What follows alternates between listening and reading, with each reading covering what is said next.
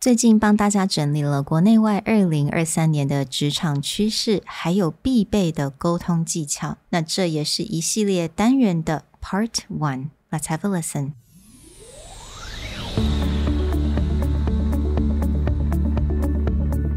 Hello, 欢迎来到 Executive Plus 主管与沟通力的 Podcast. I'm Sherry, an educator, certified coach, and style enthusiast.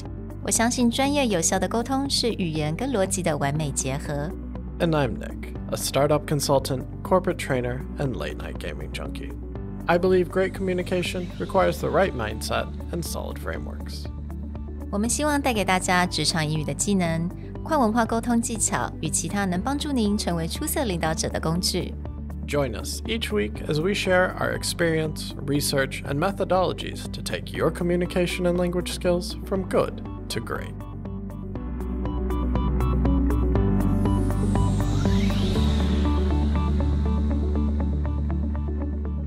Hey everybody, welcome back to the Executive Plus podcast. 2023 is upon us, and you can't open up any news website without being hit by all the information about inflation and mass layoffs and market fluctuation. So today, we want to talk about the communication skills necessary to get through this very turbulent 2023.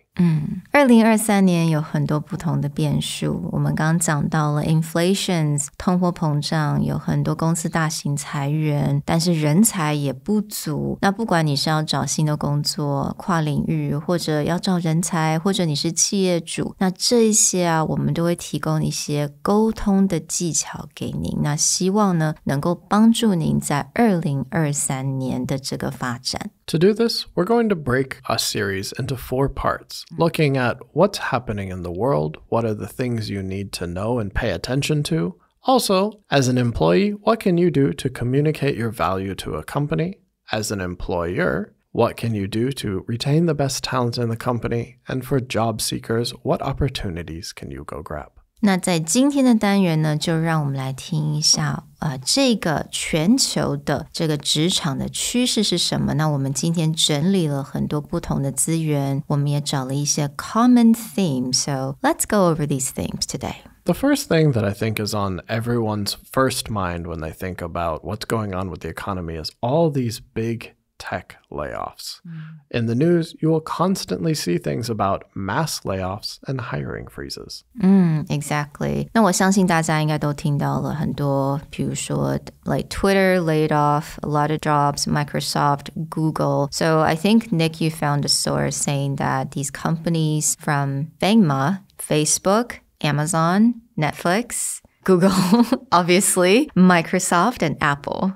That alone in the last 3 months of 2022, 51,000 jobs were cut. And throughout all of 2022, over 200,000 jobs were cut. Now, most people hear these numbers and think, oh, what are all these tech workers going to do? Does that mean I cannot work for any of these companies? But what they found is that as these large companies, for recession reasons, for budget reasons, are cutting all these jobs, that actually about 80% of the people who get cut find a new job within 3 months, and 40% of people have found a job within 1 month. Wow. And a lot of that is just because almost every company now is a tech-enabled company. Yeah. They may not be a traditional tech company, but they probably need some kind of tech skill set, whether it is website development or data analytics or engineering to build an app for their company or even cybersecurity needs. So the reality is it's just shifting from these large companies to now small and medium-sized businesses. And speaking of which, the second theme that we're seeing is that labor market is tight. 也就是人才不足，这个还是一个很大的一个趋势。So this may seem counterintuitive, which is all these big companies are doing mass firing.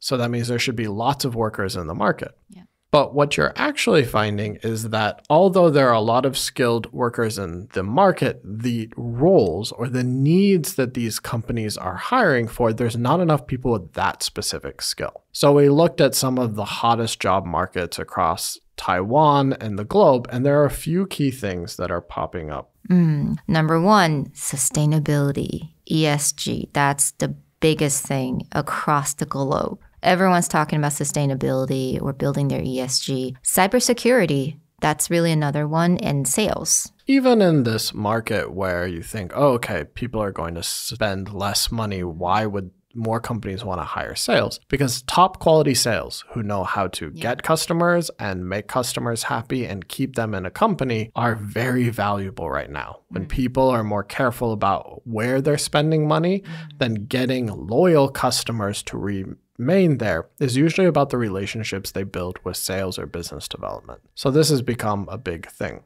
Other specific tech-related roles, AI is now getting huge. Microsoft just promised many billions of dollars into OpenAI. Other companies are throwing a lot of money into generative AI or AI in general, and there's just not enough people who can do that.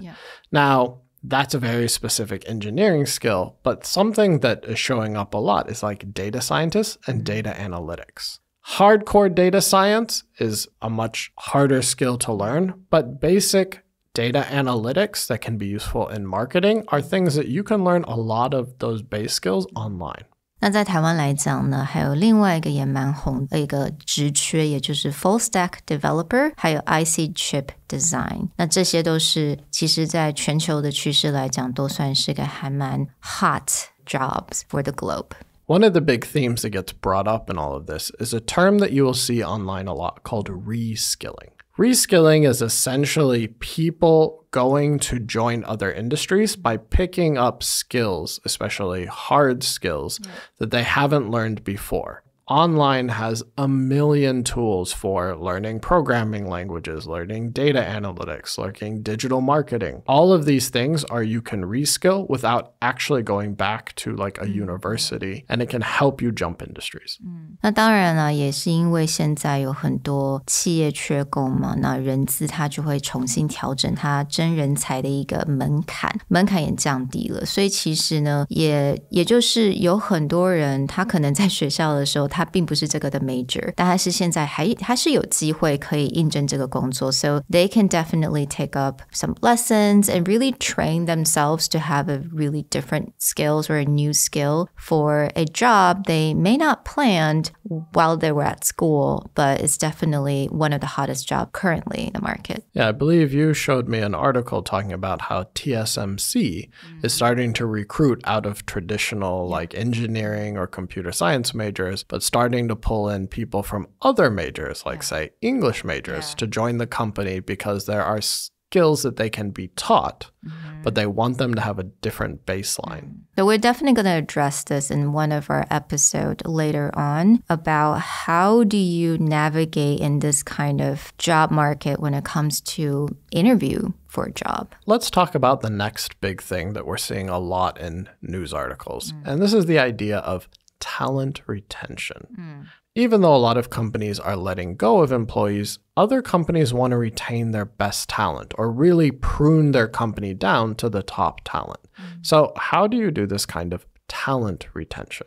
So talent retention is definitely a very common theme throughout. And we were talking about reskilling, right? So now talent retention is one of the things that a lot of companies will be doing. It's upskilling. So basically, companies will offer some sort of lessons or courses or even certifications for their employees to learn while they are being employed in a company and just really promote themselves and strengthen themselves. One of the easiest ways for a company to get around a hiring freeze and to keep talented employees is that rather than firing an employee who doesn't have the right skill set and then rehiring someone who does, if you have someone who's very strong and very motivated, companies will throw money at that person to learn the skills, whether it's they will train them internally or they will give them a budget. So, for example, a company I really admire, CB Insights, gives every employee $2,000 or $3,000 each year to go out and gain new skills so that they can move up in the company or they can help fill gaps when new positions open, with this idea of internal mobility, it may be your traditional career ladder, like going up to supervisor or manager level, but it also may be a lateral move where maybe the next best opportunity for you is in a different department. And if you can go gain the skills necessary to join that department, then you can move over and then maybe move up a ladder faster. Absolutely. Now, the next common theme that we're seeing is the importance of CV, resume, LinkedIn updates. I would say this is more important in Taiwan, where in the US, people are pretty consistently updating their resume because especially, let's say in Silicon Valley, job hopping every year or 2 years has been a big thing. So updating your skills. But I'd say a lot of times here in Taiwan or in non-tech markets, people tend to stay in a job for a long time. Now, even if you're not considering changing jobs, sometimes updating your LinkedIn, updating your resume helps you reflect back on what have I gained in the last 5 years at my job. The skills I have going into that job are definitely going to be different today. But if I don't write them down, I don't think back about what I've accomplished, I may forget that I have upgraded all of these things in my life, but maybe I don't remember that, or especially if I want to show my employer my value for a promotion or for a salary raise, I need to be able to go show them what I have accomplished. 所以我觉得因为市场变动很大，你的履历表真的要持续的更新。那不管你可能目前你并没有在 LinkedIn 上面，你可以开始尝试的把 information 放在 LinkedIn 上面。So I would say 你的 CV、你的 LinkedIn profile 都是必须要持续更新，而且要常常去看一下，不适合的、已经比较旧的一些内容就可以把它替换掉，比较强调你自己现在的一个优势。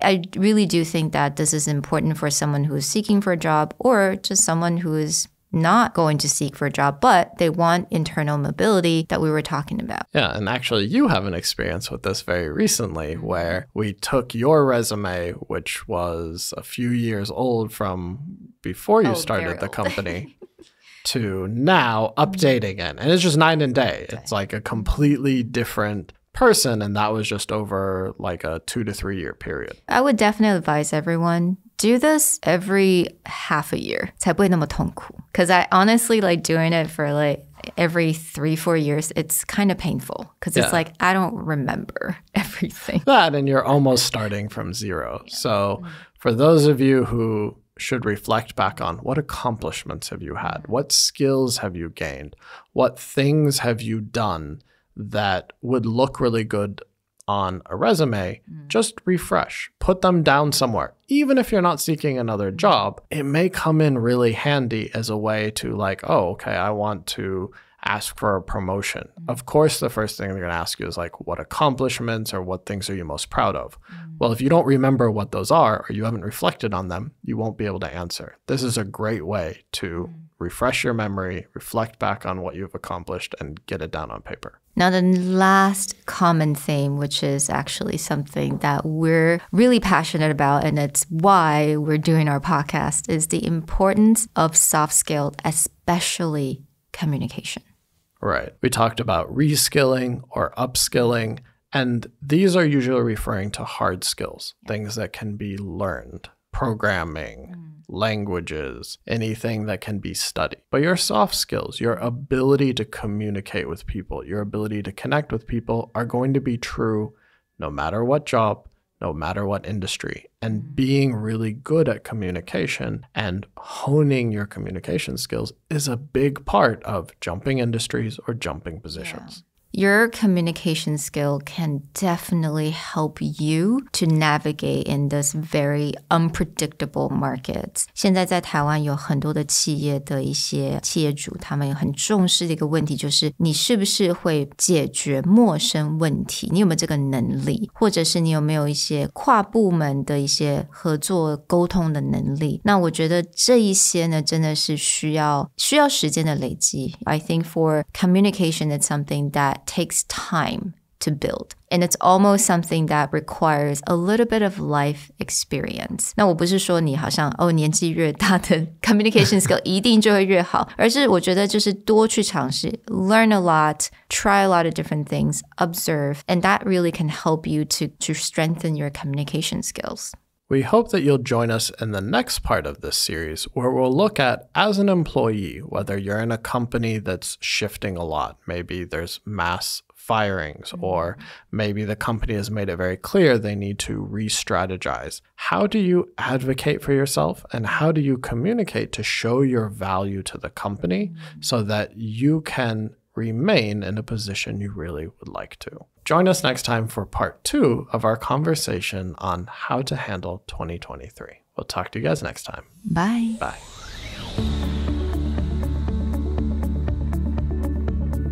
The Executive Plus podcast is a Presentality Group production, produced and hosted by Sherry Fang and Nick Howard. You can search us on Facebook, 主管英文 Executive Plus. You can also find us on Instagram, Communication R&D, and email us at sherry@epstyleplus.com.